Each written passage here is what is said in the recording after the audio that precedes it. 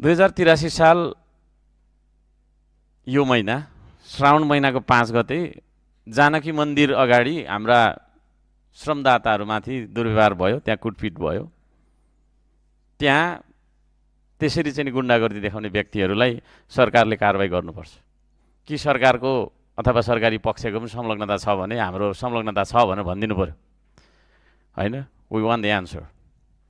होइन भने त्यसरी तपाईँको एउटा नागरिकलाई नेपालमा है तपाईँको कहीँ कतै घुम्न डुल्न निषेध गर्ने तपाईँको चाहिँ छुट कसैलाई छैन। हिन्दू सम्राट सेना यो कस्तो सेना हो? यो नेपाली सेनाको समानान्तर सेना हो या कस्तो खालको सेना हो? यो सेनाको बारेमा सरकारले खोज गरोस् र सेना नामको समूह जे जति छन् तिनीहरूलाई सबैलाई निषेध गरोस् भनेर भन्न चाहन्छु। अन्यथा अरू कसले सेना बनाउन पाउने हो? त्यो सेना बनाउने पाउने सुविधाहरूलाई पनि दिने हो कि त? होइन भने त्यो अनुमति कसैलाई हुँदैन। त्यसतर्फ सरकारले ध्यान दिनुपर्छ। अब जातीय छुवा